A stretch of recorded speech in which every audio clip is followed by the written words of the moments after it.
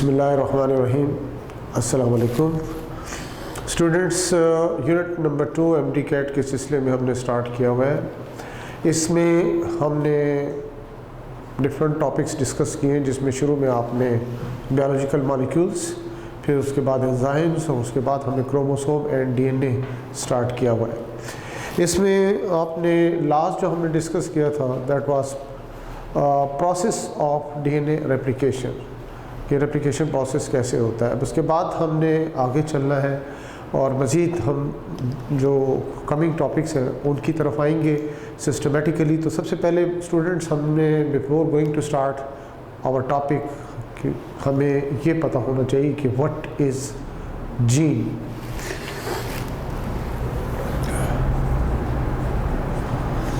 What is gene, यानी आपको ये मालूम होना चाहिए कि जीन क्या होता है। जीन के बारे में आपको मालूम हो कि ये बेसिकली क्या है, यूनिट ऑफ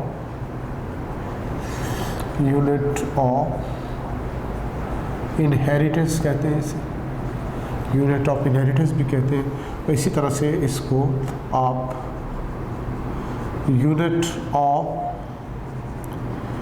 बायोलॉजिकल इनहेरिटेंस भी कहते हैं, बायोलॉजिकल इनहेरिटेंस का नाम भी दिया जाता है। इसी तरह से ये क्या बेसिकली होता है, पार्ट ऑफ डीएनए भी कहते हैं इसको। और फिर इसको मज़ीद जब हम डीएनए के हिसाब से जाते हैं, आपको डीएनए के बारे में मालूम होना चाहिए कि what is DNA. Actually DNA basically आपको पता होना चाहिए कि क्या होता है। ये हेरिडिटरी मटीरियल है। क्या मतलब होता है हेरिडिटरी मटीरियल का? The material which transmit from one generation to next. इसे हम क्या कहते हैं, हेरिडिटरी मटीरियल का नाम देते हैं। तो पार्ट ऑफ डीएनए भी है जीन। तो इसलिए जो भी फीचर्स हमें डीएनए में यानी हेरिडिटरी मटीरियल में नज़र आते हैं, वही चीज़ हम किस रेफरेंस से स्टडी करते हैं, जीन के रेफरेंस से स्टडी करते हैं। अब डीएनए के बारे में हमने मज़ीद आगे डिटेल देखनी है। आपको मालूम हो कि जितनी भी जेनेटिक इंफॉर्मेशंस होती हैं, जेनेटिक इंफॉर्मेशंस होती हैं, जितनी भी जेनेटिक इंफॉर्मेशंस हैं, वो सारी की सारी स्पेसिफिक सीक्वेंस ऑफ न्यूक्लियोटाइड्स की सूरत में प्रेजेंट होती हैं। किस में? In DNA. ये स्पेसिफिक सीक्वेंस ऑफ न्यूक्लियोटाइड्स, 4 तरह के न्यूक्लियोटाइड डीएनए में है, adenine, guanine, cytosine and thymine. तो ये न्यूक्लियोटाइड सीक्वेंस की सूरत में जेनेटिक इंफॉर्मेशन डीएनए में प्रेजेंट होती है, जो कि बेसिकली क्या है, हेरिडिटरी मटीरियल है। तो यही चीज़ सवाल यही पैदा होता है कि किस तरह से ये जो जेनेटिक इंफॉर्मेशन है, किस तरह से किसी भी ऑर्गेनिज्म में हेरिडिटरी ट्रेट्स को डिटरमाइन करती है। उन जो जितने भी हेरिडिटरी ट्रेट्स होते हैं यानी कैरेक्टर्स होते हैं, हेरिडिटरी कैरेक्टर से मुराद वन जनरेशन से नेक्स्ट जनरेशन में जो कैरेक्टर ट्रांसमिट होते हैं, उन्हें आप क्या कहते हैं, हेरिडिटरी ट्रेट्स का नाम या हेरिडिटरी कैरेक्टर्स का नाम देते हैं। किस तरह से वो नेक्स्ट जनरेशन में ट्रांसमिट होते हैं। तो ये चीज़ आपको मालूम हो कि हेरिडिटरी इंफॉर्मेशन सारी की सारी किस में मौजूद होती है, डीएनए में, चूँकि क्या है, ये हेरिडिटरी मटीरियल है। और ये जेनेटिक इन्फॉर्मेशन किस सूरत में होती है, स्पेसिफिक सीक्वेंस ऑफ न्यूक्लियोटाइड्स की सूरत में होती है। तो इसी तरह अब देखिए, चूँकि हम इसको कह रहे हैं पार्ट ऑफ डीएनए, तो part of DNA is called what, gene. इसको हम जीन कह रहे हैं। तो लिहाजा जीन की हम डेफिनेशन को अब थोड़ा सा और मज़ीद बेहतर अंदाज में बताएंगे कि sequence of nucleotides, sequence of nucleotides which determine the sequence of amino acids in direct हम कहेंगे क्या, in proteins. What is gene? Sequence of nucleotides we determine the sequence of amino acids in proteins. अब sequence of nucleotides क्या है, ये वही genetic information है जिसको आप कह रहे हैं सीक्वेंस ऑफ न्यूक्लियोटाइड्स।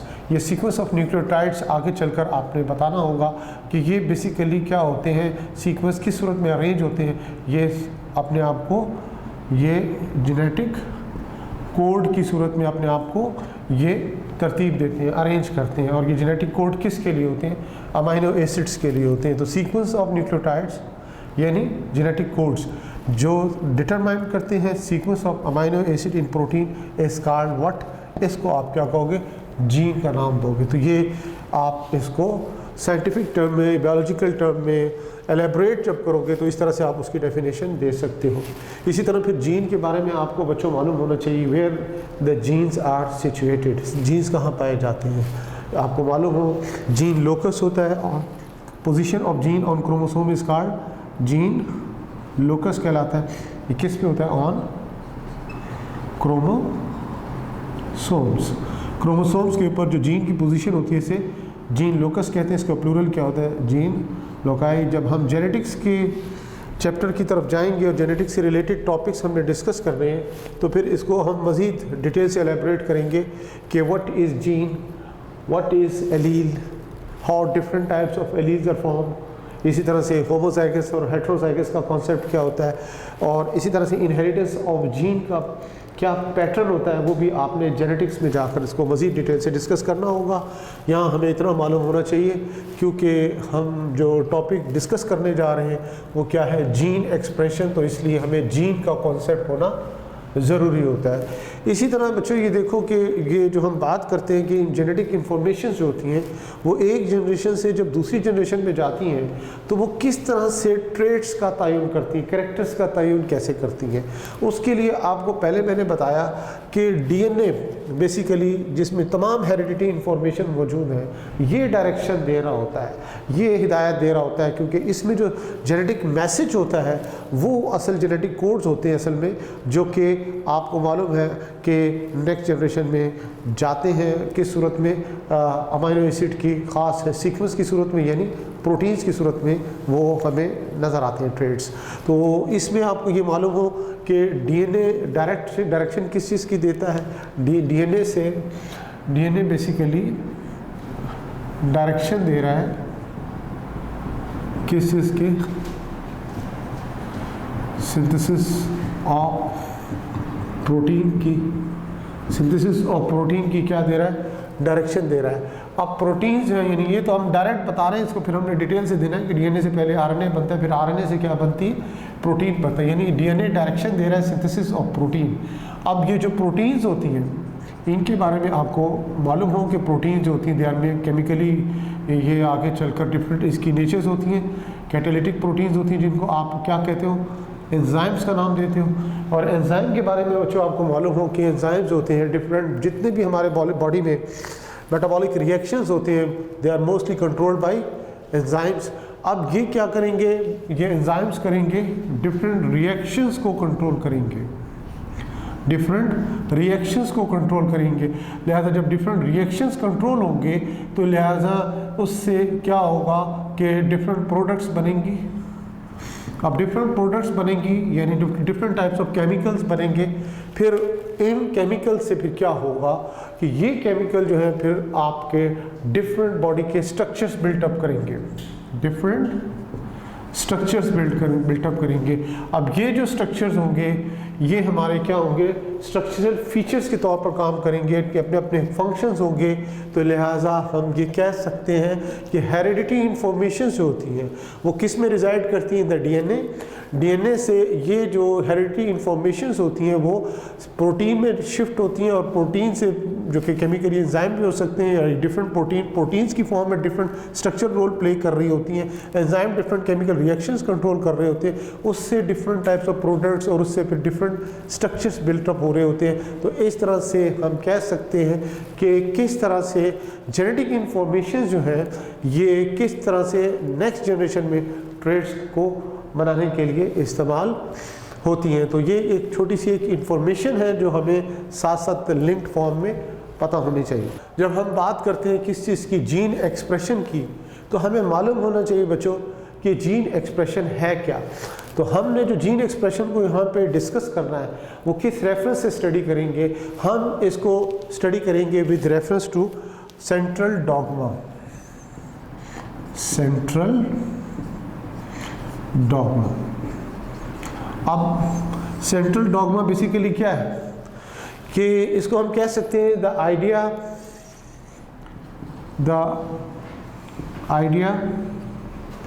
दैट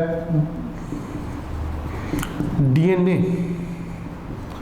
जो है क्या करता है via RNA, DNA via RNA क्या बनाता है, मेक प्रोटीन्स, ये प्रोटीन्स बनाता है। The idea that DNA via RNA make protein is called, इससे आप क्या कहोगे, that is what, central dogma.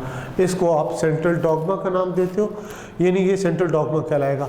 यानी सेंट्रल डॉग्मा का मतलब यहाँ पे ये हुआ कि किस तरह से डीएनए वाया आरएनए प्रोटीन बनाएगा। इसका मतलब क्या हुआ, इसका मतलब ये हुआ कि डीएनए से क्या बनेगा, आरएनए, और आरएनए से क्या बनेगी, प्रोटीन बनेगी। इस तरह हेरिडिटी इंफॉर्मेशंस होती हैं, जो अभी हमने बताया था किस में पाई जाती है, डीएनए में पाई जाती है।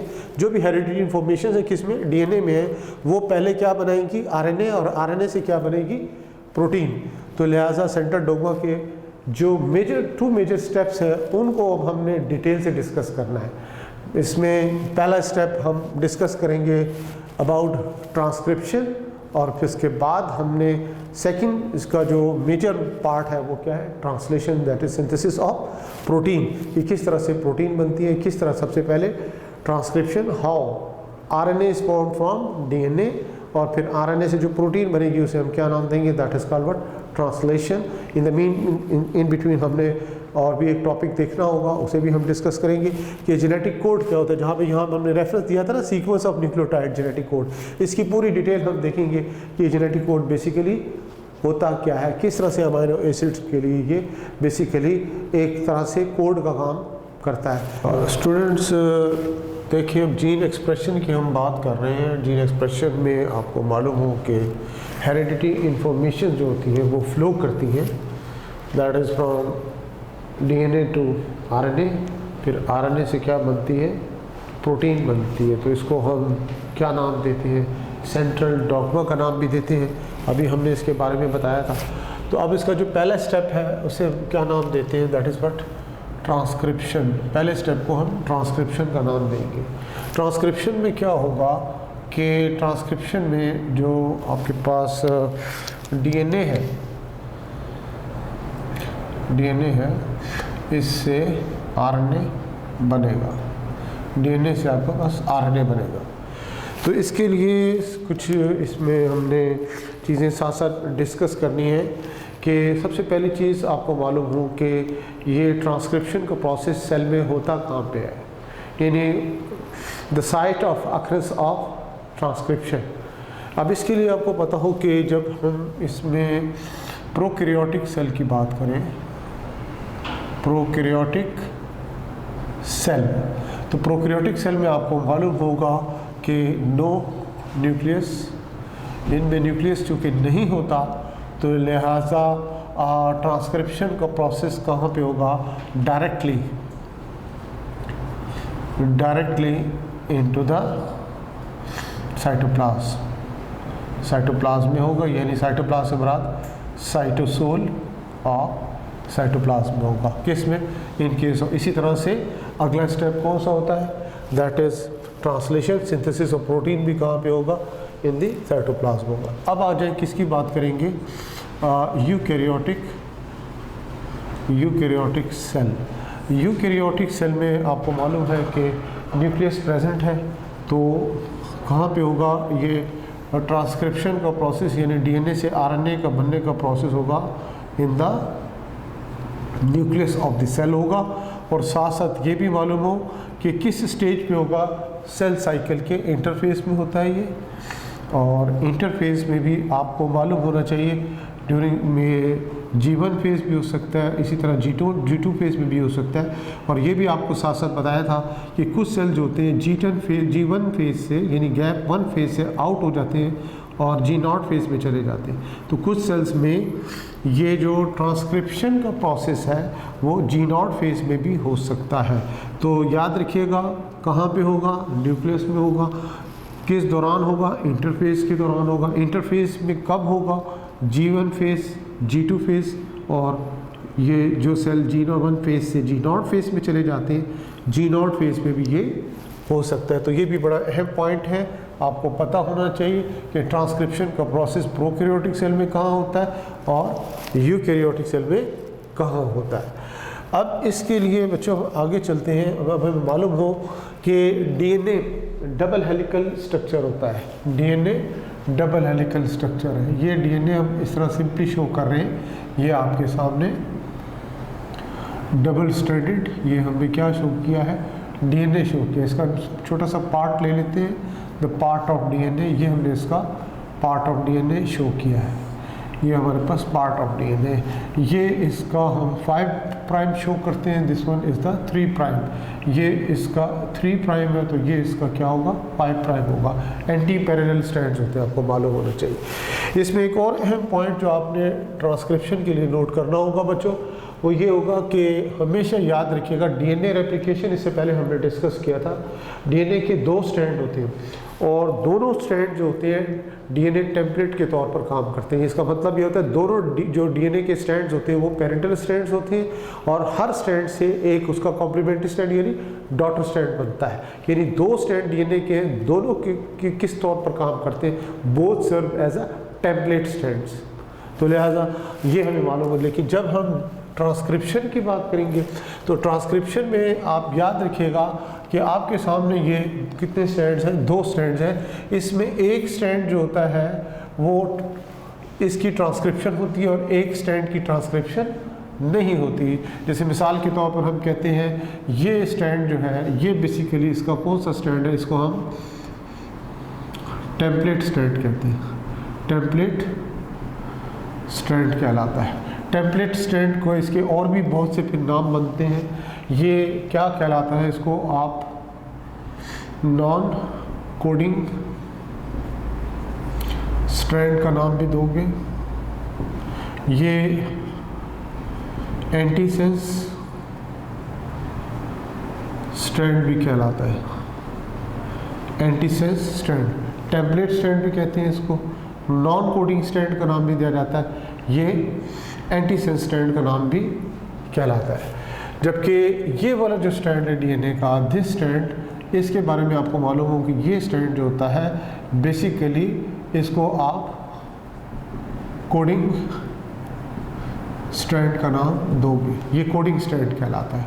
इसी तरह से इसको आप सेंस स्ट्रैंड का नाम भी दे सकते हो, ये सेंस स्ट्रैंड भी कहलाता है। इसमें याद रखिएगा कि ये भी आपको क्लियर हो गया कि only 1 strand is going to transcribe. एक स्ट्रैंड जो होता है इसमें ट्रांसक्राइब होता है। अब यहाँ पे फॉर एग्जांपल आप देखें ये वाला स्ट्रैंड आपको नज़र आ रहा है जिसको हमने कोडिंग स्ट्रैंड का नाम दिया है और इसको दूसरा नाम दे रहे हैं, सेंस स्ट्रैंड का नाम भी दे रहे हैं और इसी तरह से इसको हम टेम्पलेट स्ट्रैंड का नाम दे रहे हैं, यानी जिससे क्या बनेगा, आरएनए बनेगा। तो अब बच्चों यहाँ पे ये भी आपको मालूम हो कि इसको नॉन कोडिंग स्ट्रैंड क्यों कहते हैं, इसकी रीज़न क्या होती है कि हम इसको कोडिंग स्ट्रैंड कहते हैं, इसको नॉन कोडिंग, हालांकि ट्रांसक्रिप्शन किसकी हो रही है, ये टेम्पलेट स्ट्रैंड की होती है, लिहाजा इसको आप ट्रांसक्राइब्ड स्ट्रैंड का नाम भी दे सकते हो। उसकी रीज़न ये होती है कि जैसे मिसाल के तौर पर आपके सामने ये वाला स्ट्रैंड है, इसको हम यूँ अलग करते हैं, ये वाला स्ट्रैंड है इसको हम अलग करते हैं, ये हमने शो किया, this one is the strand और ये इसका क्या है, ये इसका 3 प्राइम है और ये इसका 5 प्राइम है और इसमें क्या है, ये स्पेसिफिक सीक्वेंस है किस चीज़ का, न्यूक्लियोटाइड्स का है। अब इसके मुकाबले में जो कॉम्प्लीमेंट्री स्ट्रैंड बनेगा तो डेफिनेटली आरएनए का बनेगा, जिसकी डिटेल अभी हमने आगे चलकर देखनी है कि किस तरह से इसकी ये इनिशिएशन वगैरह होती है। तो इसमें सिर्फ हम आपको समझाने के लिए कि इसको हम नॉन कोडिंग स्ट्रैंड क्यों कह रहे हैं और दूसरे यानी ये वाला जो स्ट्रैंड है इसको कोडिंग स्ट्रैंड क्यों कहा जाता है। आप देखिए इसके मुकाबले में जो स्ट्रैंड बनेगा वो कौन सा होगा, आरएनए स्ट्रैंड होगा, ये आरएनए स्ट्रैंड होगा। अब ये आरएनए स्ट्रैंड बन रहा है, ये कौन सा आरएनए, फॉर एग्जांपल हम यहाँ पे हम किसको बता रहे हैं, यहाँ पे mRNA बन रहा है। तो यहाँ पे जो भी सीक्वेंस होगा न्यूक्लियोटाइड्स का, जैसे मिसाल के तौर पर एडेनिन है, ग्वानिन है, साइटोसिन है, थायमीन है, adenine, guanine, cytosine, thymine, thymine, adenine, cytosine, ये क्या है सीक्वेंस ऑफ न्यूक्लियोटाइड, किसमें, डीएनए में। ये डीएनए का आपका क्या है, ये टेम्पलेट स्ट्रैंड है। अब इसके मुकाबले में ही कॉम्प्लीमेंट्री स्ट्रैंड बन रहा है, कौन सा बन रहा है, ये आरएनए का स्ट्रैंड बन रहा है। एडेनिन के सामने क्या आएगा, थायमीन, आपको मालूम है थायमीन आरएनए में नहीं होता, उसकी जगह क्या आएगा, यूरासिल। ग्वानिन के सामने क्या आएगा, साइटोसिन, साइटोसिन के सामने क्या आएगा, ग्वानिन, एडेनिन, इसी तरह एडेनिन के सामने यूरासिल, यहाँ पे साइटोसिन, यहाँ पे ग्वानिन, यहाँ पे एडेनिन, यहाँ पे एडेनिन, यहाँ पे यूरासिल एंड सो ऑन, यहाँ पे क्या आएगा, ये ग्वानिन आएगा। अब ये आपके पास कॉम्प्लीमेंट्री स्ट्रैंड बन रहा है किस चीज़ का, आरएनए का। हालांकि देखें कि ये ट्रांसक्राइब्ड स्ट्रैंड ये है, यानी टेम्पलेट स्ट्रैंड कौन सा, ये डीएनए का ये वाला स्ट्रैंड है, तो लेकिन हम कोडिंग स्ट्रैंड ऊपर वाले को कह रहे हैं। उसकी वजह क्या होती है कि ये जो डीएनए का स्ट्रैंड है, ये जिसके बारे में हमने बताया है टेम्पलेट स्ट्रैंड है, इसका कॉम्प्लीमेंट्री कौन सा है, वो ये है स्ट्रैंड है। अगर यहाँ पे आप न्यूक्लियोटाइड का सीक्वेंस देखेंगे तो यहाँ पे वही सीक्वेंस होगा जो यहाँ पे mRNA बन रहा है। बात समझ आ रही होगी बच्चों, आप लोगों को ज़रा ध्यान से देखिएगा कि यहाँ पे जो न्यूक्लियोटाइड का सीक्वेंस है, पर सिर्फ फ़र्क क्या होगा कि यहाँ यूरासिल, यानी यूरासिल की जगह क्या होगा, थायमीन होगा। बाकी यही सेम सीक्वेंस आपको कहाँ पे, डीएनए के कॉम्प्लीमेंट्री स्ट्रैंड में मिलेगा। यानी यहाँ पे आप देखें यू होगा, ये ए के सामने, जी के सामने यहाँ पे क्या होगा, सी होगा, इसी तरह सी के सामने यहाँ पे क्या होगा, जी होगा, एंड सो ऑन, यहाँ पे क्या होगा, टी, ए, जी, इसी तरह से सी, टी, ए, और उसके बाद और सो ऑन सी, ये सीक्वेंस है। तो आप गौर कीजिएगा कि इस mRNA में कॉम्प्लीमेंट्री ये क्या है, न्यूक्लियोटाइड सीक्वेंस बन रहा है। ये बेसिकली कौन सा था, टेम्पलेट स्ट्रैंड, ये इसका कॉम्प्लीमेंट्री स्ट्रैंड था डीएनए का। डीएनए के कॉम्प्लीमेंट्री स्ट्रैंड में जो सीक्वेंस है वही सीक्वेंस किस में आ रहा है, मैसेंजर आरएनए में आ रहा है। तो आप गौर कीजिएगा कोड इस स्ट्रैंड की है, यानी टेम्पलेट स्ट्रैंड की, या इस स्ट्रैंड की, यानी इसका कॉम्प्लीमेंट्री स्ट्रैंड की। तो आपको ये क्लियर होना चाहिए कि ये वाला जो डीएनए का स्ट्रैंड है, इसका जो सीक्वेंस है न्यूक्लियोटाइड्स का, वो किस में आ गया, मैसेंजर आरएनए में आ गया। तो लिहाजा इस स्ट्रैंड को फिर हम क्या नाम देते हैं, कोडिंग स्ट्रैंड का नाम देते हैं। और इसी तरह से इसको आप सेंस स्ट्रैंड के तौर पर भी इसको आप नाम देते हो। जबकि यहाँ पर इसको आप क्या नाम दे रहे हो, इसको मुख्तलिफ template strand, non coding strand, antisense strand और ट्रांसक्राइब्ड स्ट्रैंड का नाम भी दे रहे हो। तो ये कॉन्सेप्ट बच्चों एक तो क्लियर होना चाहिए। दूसरी अहम बात यहाँ पे जो हमने बतानी है साथ साथ, कि ये जो हम इसमें बताते हैं कि ये जो ट्रांसक्रिप्शन प्रोसेस होता है, इसकी डायरेक्शन क्या होती है। डायरेक्शन यानी डायरेक्शन का मतलब ये जो मैसेंजर आरएनए बनेगा, ये देखिए 3 प्राइम है, ये क्या इसका 5 प्राइम है, तो ऑब्वियसली ये इसका क्या होगा, ये इसका 5 प्राइम होगा, ये इसका 3 प्राइम होगा। तो न्यूक्लियोटाइड कहाँ से ऐड होंगे, फ्रॉम 3 एंड ऐड होंगे। तो डायरेक्शन इसकी क्या होगी, वही 5-3 डायरेक्शन होगी। 5-3 डायरेक्शन का मतलब क्या होगा कि ये 5 एंड से यहाँ से स्टार्ट होगा और न्यूक्लियोटाइड ऐड कहाँ से होंगे, न्यूक्लियोटाइड यहाँ 3 एंड से न्यूक्लियोटाइड ऐड होंगे। याद रखिएगा कहाँ से, 3 एंड से न्यूक्लियोटाइड ऐड होंगे। तो ये भी बड़ा अहम पॉइंट है जो कि MCQs पॉइंट आपसे क्लियर हो। ये जो हमने coding stand, non coding stand की बात की है, इसके लिए भी आपका कॉन्सेप्ट क्लियर होना चाहिए कि कोडिंग स्टैंड को क्यों कोडिंग स्टैंड कहा जाता है, नॉन कोडिंग स्टैंड को क्यों नॉन कोडिंग। इसी तरह सेंस स्टैंड इसको इसलिए भी कहते हैं कि ये एक तरह से शेल्टर कर रहा होता है। आगे चलकर आपने देखना है कि किस तरह से ट्रांसक्रिप्शन बबल बनेगा। जब ट्रांसक्रिप्शन बबल बनता है तो जो ये टेम्पलेट स्टैंड होता है, इसके साथ तो ये आरएनए बन रहा है, लेकिन इसके ऊपर जो दूसरा स्टैंड होगा, that is complementary strand of DNA होगा, वो शील्ड का काम कर रहा होता है, इसलिए उसको हम सेंस स्टैंड का नाम भी दे सकते हैं। तो ये भी एक रीज़न होती है कि इसको हम सेंस स्टैंड क्यों कहते हैं। तो अब इसके बाद हमने आगे चलना है। आगे चलेंगे, आपको मालूम हो कि जब भी हम ट्रांसक्रिप्शन की बात करेंगे और इसमें जाहिर बात है पहला स्टेप है जीन एक्सप्रेशन का, तो इसमें हमें ये भी मालूम होना चाहिए कि किसी भी आप जीन को जब स्टडी करते हो, जैसे फॉर एग्जांपल यहाँ पे एक सिंपल सी हम यहाँ पे ये स्केच शो कर रहे हैं, ये लाइन ड्रॉ की हमने, इसको हम 3 पार्ट्स में डिवाइड करेंगे। इस लाइन को 3 पार्ट्स में हमने डिवाइड करना है। ये देखिए ये 3 पार्ट्स में डिवाइड कर दिया इसको हमने। ये इसका फर्स्ट पार्ट है, ये इसका सेकंड पार्ट है और ये इसका थर्ड पार्ट है। तो याद रखिएगा कि हम जब ट्रांसक्रिप्शन पढ़ते हैं तो ट्रांसक्रिप्शन को समझने के लिए हमें मालूम हो कि हम इसको 3 पार्ट्स में डिवाइड करेंगे। पहला पार्ट कहलाएगा इसका प्रोमोटर एरिया, इसको आप प्रोमोटर एरिया का नाम देंगे। और ये सेंट्रल पार्ट, मेजर पार्ट जो होता है इसको, ये बेसिकली जीन स्ट्रक्चरल एरिया कहलाएगा, इसको आप जीन स्ट्रक्चरल एरिया का नाम देंगे। और ये वाला पार्ट जो होगा इसको हम टर्मिनेशन एंड कहेंगे, टर्मिनेशन एरिया, टर्मिनेशन एरिया कहलाएगा। ओके, तो ये प्रोमोटर एरिया लेफ्ट साइड पे जीन के, और बीच में क्या होगा, जीन स्ट्रक्चरल एरिया, जिसमें आगे चलकर क्या होगा, इसकी ट्रांसक्रिप्शन होगी। और फिर यहाँ पे क्या, टर्मिनेशन, यानी एंड भी तो होना है ना इसका, ट्रांसक्रिप्शन का एंड कहाँ पे होगा, टर्मिनेशन एरिया में जाकर होगा। वो कैसे होगा वो भी हमें आगे चलकर आप डिस्कस करना है। तो ये 3 पार्ट आपको याद होने चाहिए। लेफ्ट साइड पे क्या होगा, प्रोमोटर एरिया, राइट साइड पे क्या होगा, टर्मिनेशन एरिया, और सेंट्रल पार्ट क्या कहलाएगा, जीन स्ट्रक्चरल एरिया कहलाता है। तो हमने इन चीज़ों को सिस्टमेटिकली लेके चलना है कि हमने सबसे पहले देखेंगे प्रोमोटर एरिया होता क्या है, और फिर प्रोकैरियोटिक और यूकैरियोटिक में स्पेसिफिक सीक्वेंस ऑफ न्यूक्लियोटाइड्स है, किस तरह से हम उसको आइडेंटिफाई करेंगे कि ये प्रोकैरियोट्स में प्रोमोटर एरिया है और ये यूकैरियोट्स में क्या है, प्रोमोटर एरिया है। और फिर उसके बाद इसकी फर्दर हम देखेंगे इलॉन्गेशन, और फिर आगे टर्मिनेशन की तरफ आते हैं। स्टूडेंट, जैसा कि हमने बताया कि ये जो ट्रांसक्रिप्शन प्रोसेस जो है ना, ये बेसिकली कंटिन्यूस प्रोसेस है, लेकिन हम क्या करते हैं, फॉर आवर कन्वीनियंस, यानी कन्वीनियंस ऑफ द स्टडी के लिए इसको हम डिफरेंट फेजेस में डिवाइड कर देते हैं, ताकि हम आसानी से उन सीक्वेंस को फॉलो कर सकें। यानी जैसे मिसाल के तौर पर ट्रांसक्रिप्शन को हम 3 फेजेस में डिवाइड कर रहे हैं, यानी पहला होगा इसमें इनिशिएशन, फिर उसके बाद सेकंड फेज होगा इसका इलॉन्गेशन, और तीसरी फेज होगी इसकी termination. Initiation, elongation and termination. तो हम इसको स्टार्ट कहाँ से करेंगे, we will start from the first stage, that is initiation. Initiation से इसको हम स्टार्ट करेंगे। इनिशिएशन से स्टार्ट करने के लिए, जैसे आपने डीएनए रेप्लिकेशन स्टडी किया था, डीएनए रेप्लिकेशन में हमने क्या बताया था कि डीएनए पॉलीमरेज एंजाइम होता है, और डीएनए पॉलीमरेज एंजाइम का काम क्या होता है, ये डीएनए की कॉपीज़ बनाना, यानी रेप्लिकेशन ऑफ डीएनए करना।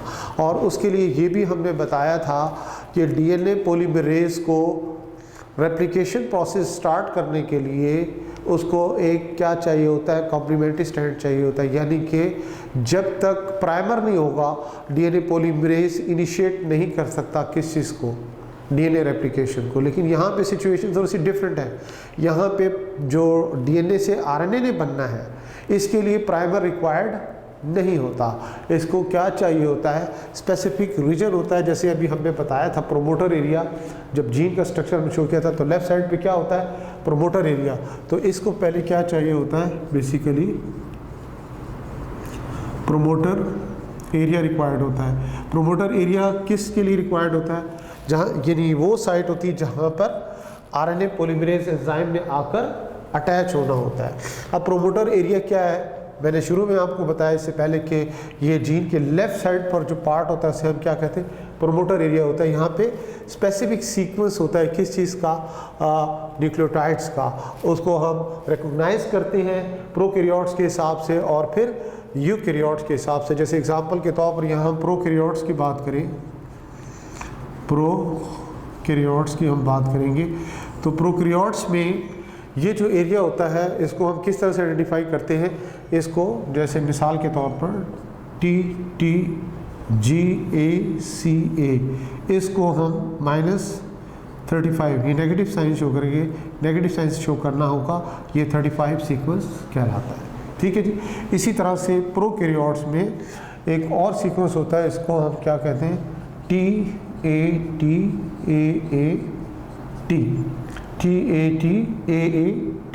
इसको हम -10 सीक्वेंस का नाम देते हैं। ये भी नेगेटिव साइन से, ये नेगेटिव साइन इसलिए किस लिए शो किया जाता है, ये भी क्वेश्चन मार्क है।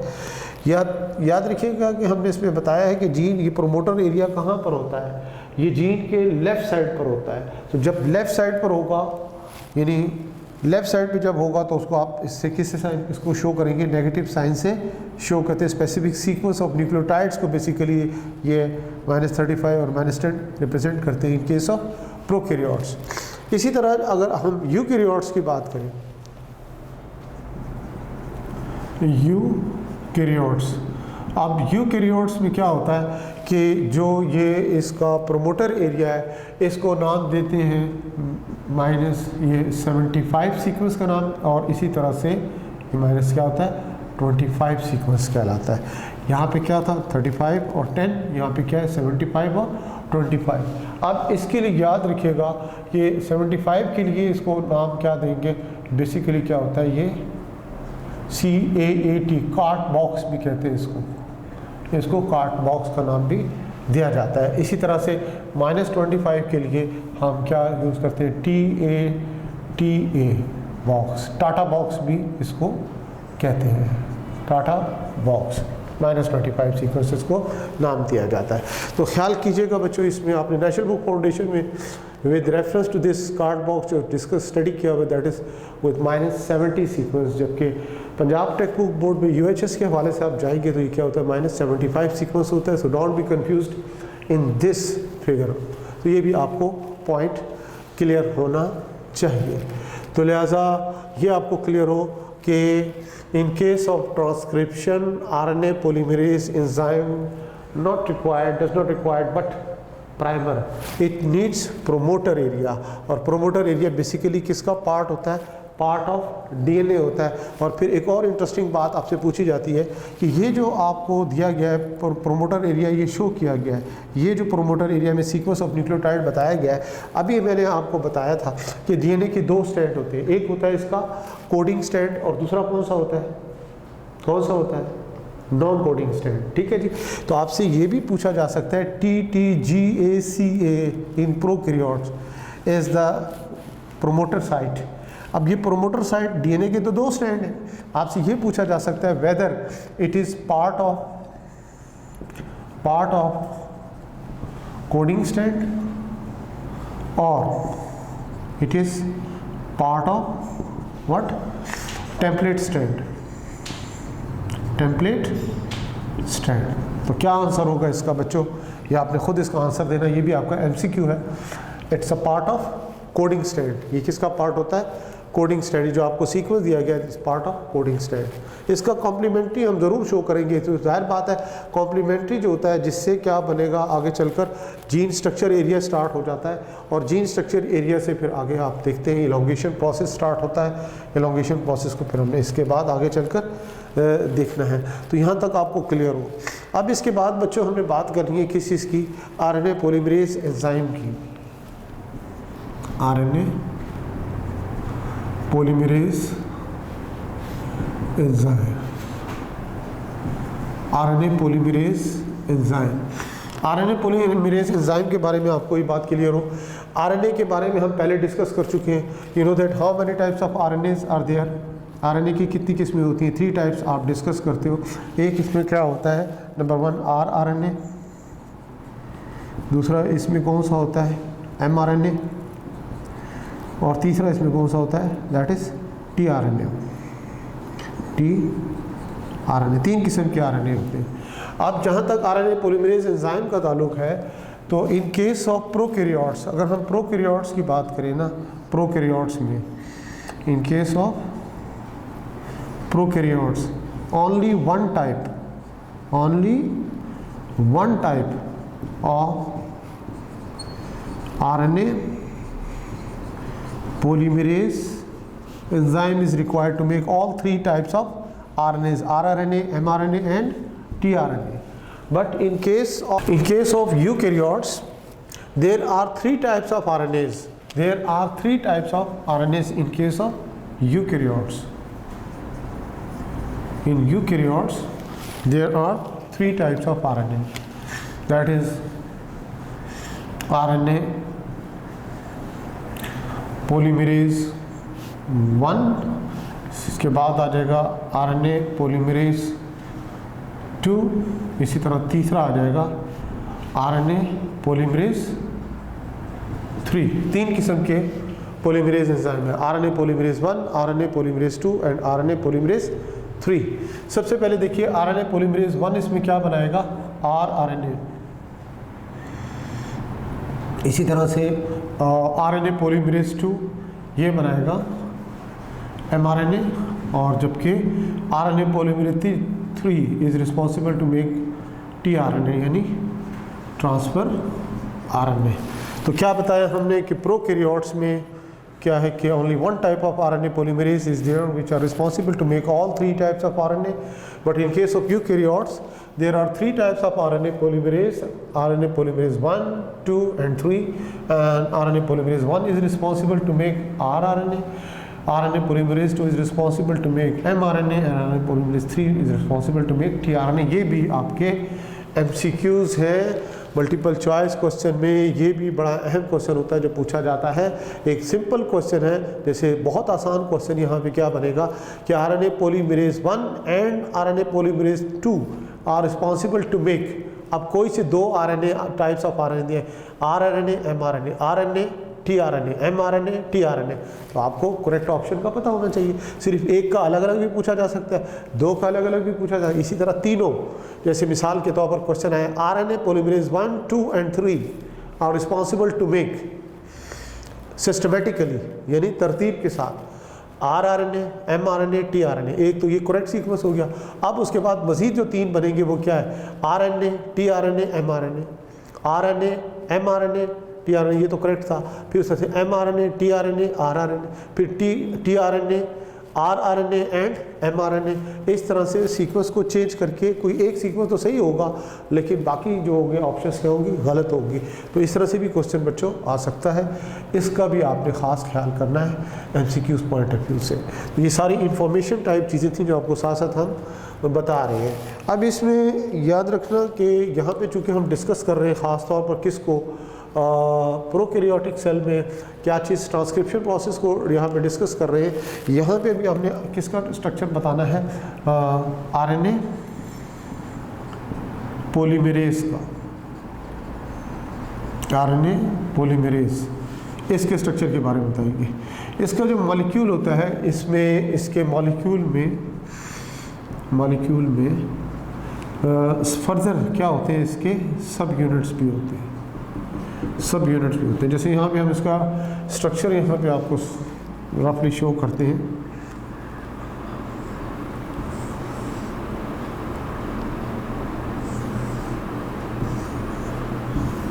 ये हमने कुछ इसके सब यूनिट्स यहाँ पे शो किए हैं। जैसे मिसाल के तौर पर यहाँ पे हम ये शो कर रहे हैं कि इसमें 2 ये अल्फ़ा यूनिट्स हमने शो किए हैं, ठीक है जी। ये इसका 1 बीटा है, एक बीटा प्राइम है, और एक इसका ये क्या है, सिग्मा फैक्टर हमने शो किया। तो अब इसमें देखिएगा कि ये इस एंजाइम के स्ट्रक्चर को हमें इस तरह से भी देखना है कि यहाँ पे 2 अल्फ़ा 1 बीटा प्राइम जो है, ये वाला जो पार्ट है, ये जो हम शो कर रहे हैं, ये इसका क्या कहलाता है, कोर एंजाइम कहलाता है। और ये इसके साथ सिग्मा फैक्टर है, जब ये इसके साथ अटैच होता है तो ये फिर क्या बन जाएगा, कंप्लीट एंजाइम। कंप्लीट एंजाइम का मतलब क्या होता है, यानी core enzyme plus sigma factor, core enzyme plus sigma factor, ये मिलकर क्या बनाएंगे, ये बेसिकली एक्टिव एंजाइम बनाते हैं, जिसको आप टेक्निकली क्या कहते हो, हॉलो एंजाइम का नाम देते हैं। ये हॉलो एंजाइम यानी एक्टिव एंजाइम कहलाता है। तो ये कोर एंजाइम और ये क्या होता है, इसका सिग्मा फैक्टर होता है। हमने क्या शुरू किया है, इनिशिएशन प्रोसेस स्टार्ट किया है। इनिशिएशन में आपको मालूम होगा इनिशिएशन होता क्या है। इनिशिएशन में यही चीज़ हमें बतानी है कि जो हमने भी बताया था प्रोमोटर साइट के बारे में, कि प्रोमोटर साइट जहाँ पे स्पेसिफिक सीक्वेंस ऑफ न्यूक्लियोटाइड्स होती है, वो साइट होती है जहाँ पर इस RNA पोलीमरेज एंजाइम ने आकर अटैच होना है और वहाँ से करेक्ट इनिशिएशन करनी है। किस चीज़ की इनिशिएशन करनी है, दैट इज़ ट्रांसक्रिप्शन, यानी ये पोलीमराइजेशन स्टार्ट करेगा, एलोंगेशन प्रोसेस स्टार्ट होगा और न्यूक्लियोटाइड ऐड होना शुरू होंगे और RNA बनना शुरू होगा। तो लिहाजा यहाँ पर ये भी आपको पॉइंट क्लियर हो कि किस तरह से इनिशिएशन प्रोसेस स्टार्ट होगा। इसमें आपको बताते चलें साथ साथ कि ये जब सिग्मा फैक्टर्स के साथ जब अटैच होता है, जब ये प्रोमोटर साइड पर जाकर अटैच होगा तो ये करेक्ट इनिशिएशन करवाएगा किस चीज़ की, ये ट्रांसक्रिप्शन प्रोसेस की। और ये जैसे ही स्टार्ट करेगा ट्रांसक्रिप्शन प्रोसेस को तो सिग्मा फैक्टर क्या होगा, यहाँ से अलग हो जाता है। इसका काम होता है सिर्फ और सिर्फ करेक्ट इनिशिएशन कहलाना करवाना किस चीज़ की, ट्रांसक्रिप्शन की। Once the transcription is going to start the sigma factor is released, sigma factor यहाँ से रिलीज हो जाएगा एंड कोर एंजाइम, ये जो कोर एंजाइम होगा ये फिर आगे लेकर चलेगा और इसमें न्यूक्लियोटाइड्स ऐड करेगा in the growing stage. Growing stage में इसने न्यूक्लियोटाइड्स को फिर फर्दर ऐड करना होता है। यहाँ पे हम थोड़ा सा यहाँ पे आपको रेफरेंस दे देते हैं डायग्रामेटिकली भी, ताकि आपको और चीज़ें क्लियर हो। फिर हम उसके बाद फर्दर आएंगे कि इसमें एलोंगेशन किस तरह से होती है। ये देखिए इसमें हमने ये शो कर रहे हैं 2 स्ट्रैंड इसके डीएनए के। ये देखिए डीएनए का एक स्ट्रैंड है, ये दूसरा, ये इसका 5 प्राइम है, ये इसका 3 प्राइम है, ये इसका 3 प्राइम है और ये इसका 5 prime. Okay, anti parallel strands हैं। हम इसका प्रोमोटर एरिया यहाँ पे शो कर रहे हैं TT, अभी यहाँ पे हमने शो किया था, ये देख सकते हैं TTGA CA, और इसी तरह से ये क्या है TAT AAT। इसको क्या नाम दिया था हमने, इसको नाम दिया था हमने -35 सीक्वेंस नेगेटिव साइन, और ये नेगेटिव साइन क्या होगा 10th सीक्वेंस कहलाता है। अब इसका कॉम्प्लीमेंट्री यहाँ पर हम शो करेंगे।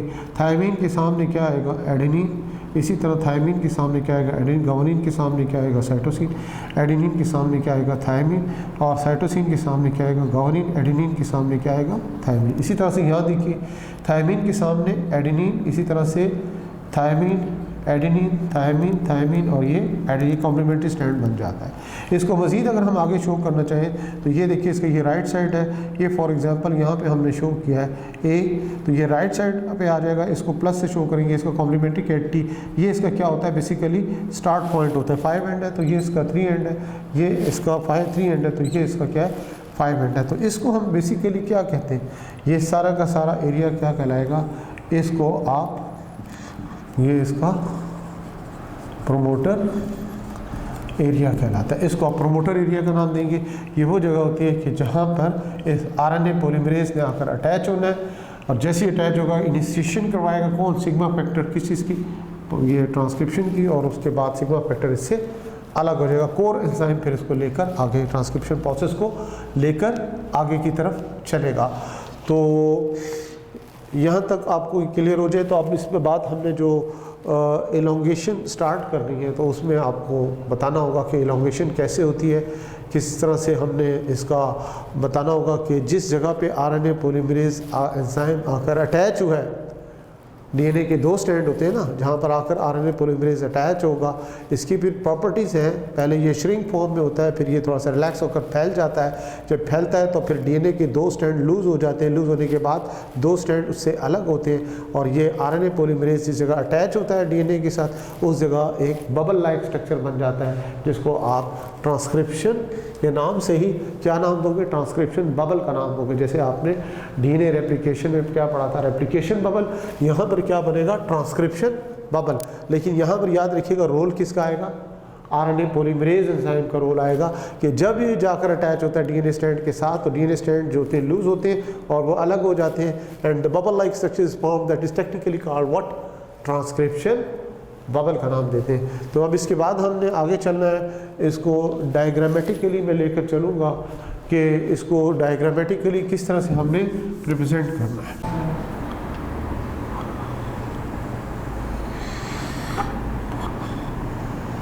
तो एलोंगेशन में देखें कि हमने ये बताना होगा कि ये जो लेफ़्ट साइड आपको बताया गया था जीन के प्रोमोटर एरिया, ये वो एरिया होता है जहाँ पर प्रोमोटर होता है और ये RNA पॉलीमरेज एंजाइम आकर अटैच होता है।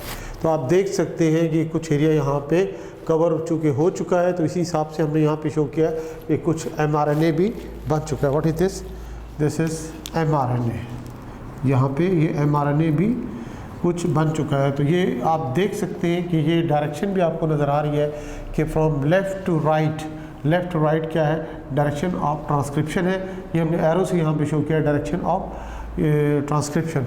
रीज़न क्या होती है फ्रॉम लेफ्ट टू राइट की वजह क्या है कि आप देख सकते हैं कि mRNA जो बन रहा है ये भी 3 डायरेक्शन में बन रहा है और न्यूक्लियोटाइड्स इसमें कहाँ से ऐड होते हैं 3 प्राइम से ही ऐड हो रहे हैं। ये देख सकते हैं कौन से न्यूक्लियोटाइड ऐड होंगे RNTP राइबोन्यूक्लियोसाइड ट्राईफॉस्फेट, कलेक्टिवली कहते हैं 4 डिफरेंट टाइप्स ऑफ न्यूक्लियोटाइड्स को, राइबोन्यूक्लियोसाइड ट्राईफॉस्फेट। ये आपको मालूम हो एडिनोसिन भी हो सकता है, गुआनोसिन भी होता है, साइटिडीन भी हो सकता है और यूरिडीन भी हो सकता है। थायमिडीन की जगह क्या आएगा, यूरिडीन आएगा, ट्राईफॉस्फेट। ओके, ये इस 3 पॉइंट से यहाँ पे ऐड होते हैं। तो आप देख सकते हैं फ्रॉम लेफ्ट टू राइट इसकी क्या है डायरेक्शन है, और साथ साथ जैसे जैसे इसमें 3 प्राइम से न्यूक्लियोटाइड ऐड होते जा रहे हैं mRNA बनता चला जा रहा है। इस प्रोसेस को हम क्या नाम दे रहे हैं, दैट इज़ व्हाट, इलॉन्गेशन। ये इलॉन्गेशन हो रही है, बेसिकली न्यूक्लियोटाइड्स ऐड हो रहे हैं और जो ये बन रहा है यहाँ पे क्या बन रहा है, यहाँ पे ये mRNA बन रहा है, इसमें न्यूक्लियोटाइड ऐड हो रहे हैं। mRNA है क्या, बेसिकली पॉलीमर, तो इसे आप पॉलीमराइजेशन भी कह सकते हो। Elongation is also called but polymerization का नाम भी इसको आप दोगे। तो इस देख सकते हैं कि ये जब इस डायरेक्शन में हम बता रहे हैं, ये जो एरो है इंडिकेट किस चीज़ को कर रहा है, यहाँ पे DNA क्या हो रहा है, अनवाइंड हो रहा है, यानी ओपन हो रहा है। ये ट्विस्टेड फॉर्म में, ये अनट्विस्टेड हो रहा है।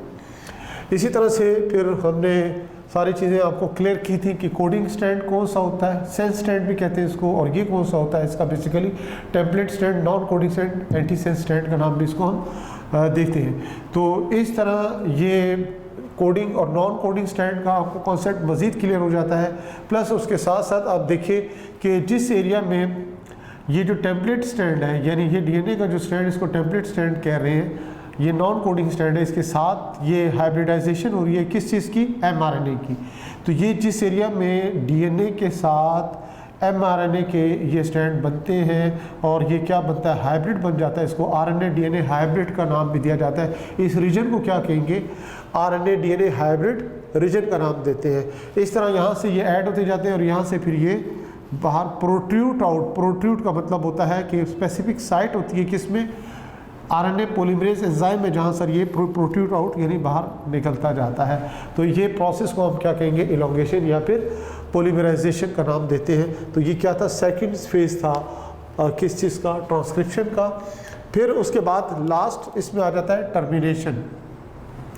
टर्मिनेशन का जहाँ तक ताल्लुक है तो यहाँ पर स्टॉप कोडॉन नहीं होगा, जैसे आप प्रोटीन सिंथेसिस में पढ़ते हो ना, प्रोटीन सिंथेसिस में आपने डिस्कस करना होगा कि जेनेटिक कोड्स होते हैं और कुछ कोड ऐसे होते हैं जो किसी अमाइनो एसिड के लिए कोडिंग नहीं करते, उसे हम स्टॉप कोडॉन का नाम या स्टॉप कोडॉन का नाम देते हैं। तो लिहाजा इसमें वो बस सिलसिला नहीं होता, यहाँ पे आपको मिलेगा बाकायदा टर्मिनेशन के लिए आपको स्टॉप सिग्नल मिलता है। वो स्टॉप सिग्नल स्पेसिफिक सीक्वेंस होगा किस चीज़ का, न्यूक्लियोटाइड का, किस में, DNA के इस टेम्पलेट स्टैंड पे जहाँ पर जीन का एंड हो रहा है। जैसे कि मैंने आपको बताया था कि 3 पार्ट्स आपको क्लियर किए थे इस तरह से। ये लेफ्ट साइड वाला पार्ट क्या था, promoter area, gene structure area, और ये लास्ट पार्ट क्या था, टर्मिनेशन एरिया। इस टर्मिनेशन एरिया में जो आपको न्यूक्लियोटाइड का बच्चों सीक्वेंस मिलेगा उसके बारे में आपको क्लियर होना चाहिए। किसकी बात कर रहे हैं, टर्मिनेशन एरिया की। इस एरिया में आपको सीरीज़ मिलेगी, series of guanine and cytosine. ये क्या है, ये सीक्वेंस की सूरत में होंगे, इनका खास सीक्वेंस होगा सीरीज ऑफ ग्वानिन। इसके बाद followed by 80 pairs, adenine thymine pairs. अब आप गौर कर सकते हैं ये आपको कहाँ पे स्टॉप सिग्नल कहाँ पे मिलेगा, ये टर्मिनेशन एरिया में। ये किस स्टैंड पर होगा, ये DNA के इसी टेम्पलेट स्टैंड पर जहाँ पर ये इख्तिताम हो रहा है जीन का, यहाँ पर होगा। इसको नाम क्या दे रहे हैं हम, GC sequence, guanine cytosine sequence, series की सूरत में होगा। और उसके बाद फॉलोड बाय 80 पेयर्स। इस एरिया में, इन दिस एरिया जो आपको ये mRNA मिलेगा, mRNA यहाँ पे जो आपको mRNA मिल रहा है, इसमें आपको एक ख़ास किस्म का लूप लाइक स्ट्रक्चर मिलेगा, लूप लाइक स्ट्रक्चर मिलेगा, लूप लाइक स्ट्रक्चर। ये जो लूप लाइक स्ट्रक्चर है ये किस किस्म का होगा, इसमें GC, इसको नाम देंगे GC हेयरपिन, GC हेयरपिन। उसके बाद आगे followed by followed by poly U nucleotides.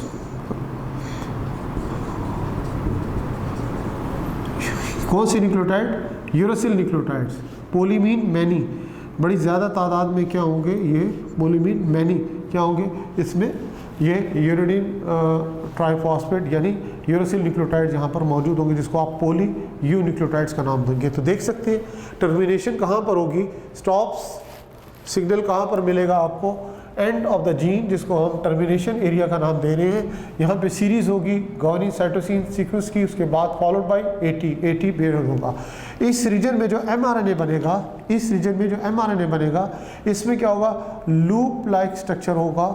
जो लूप लाइक स्ट्रक्चर में ये जो लूप लाइक स्ट्रक्चर बन रहा है, इसे नाम क्या देते हैं, जीसी हेयरपिन। यानी इसमें जीसी हेयरपिन इसलिए कह रहे हैं कि मैनी इसमें क्या होंगे, जीसी न्यूक्लियोटाइड्स होंगे, तो इसलिए इसको जीसी हेयरपिन का नाम दिया जाता है। और उसके बाद जब लूप ख़त्म होगी, उसके बाद क्या होगा, पोली यू न्यूक्लियोटाइड्स का एक सीक्वेंस होगा।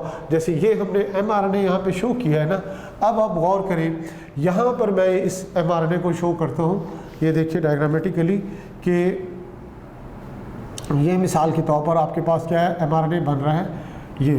अब यहाँ पे हमने ये लूप लाइक स्ट्रक्चर शो करना है, हेयरपिन इस तरह से ये हमने शो किया। ये देखिए, ये इसका क्या है, 5 प्राइम है, और ये इसका क्या है, 3 प्राइम है। ये इसका क्या होगा, बेसिकली ये इसका लूप लाइक स्ट्रक्चर होगा। इसको हम मेनली कौन सी न्यूक्लियोटाइड बेसिस होगी, इसमें जीसी गुआनिन साइटोसिन वाले बेस होंगे, तो ये बन जाएगा लूप, ये हेयरपिन लाइक स्ट्रक्चर। और फिर यहाँ पे क्या होगा, ये सारे यूरासिल न्यूक्लियोटाइड्स होंगे, जिसको आप क्या नाम दे रहे हैं, पोली यू न्यूक्लियोटाइड्स का नाम दे रहे हैं। तो यहाँ पर आके ये इख्तिताम हो जाएगा, यानी टर्मिनेशन हो जाएगी किस चीज़ की, ट्रांसक्रिप्शन प्रोसेस की। तो ये इसके 3 मेजर स्टेजेस थी किस चीज़ की, ट्रांसक्रिप्शन की। तो इसके बाद फिर हमें आगे चलना होगा, मज़ीद हमें क्या देखना है कि ट्रांसक्रिप्शन के बाद इस प्राइमरी ट्रांसक्रिप्ट जो है, ये जो प्राइमरी ट्रांसक्रिप्ट किसका है, एमआरएनए का, इसकी फर्दर मॉडिफिकेशन किस तरह से होती है प्रोकैरियोट और यूकैरियोट में, इस पोस्ट ट्रांसक्रिप्शन मॉडिफिकेशन में फ़र्क क्या है, ये अब हम डिस्कस करेंगे।